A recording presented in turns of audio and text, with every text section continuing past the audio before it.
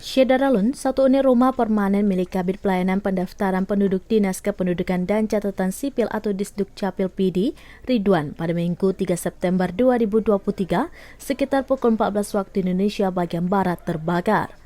Rumah tersebut terletak di Kampung Oleh Cetubeng, Kecamatan PD, Kabupaten PD, diduga terbakar akibat arus pendek listrik.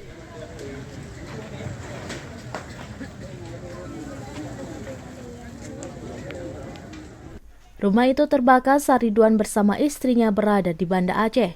Hanya anak Ridwan yang berada di rumah.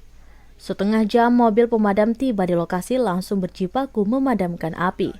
Meski api berhasil dipadamkan, tapi harta benda di dalam rumah gagal diselamatkan. Kebakaran rumah permanen itu tidak menimbulkan korban jiwa.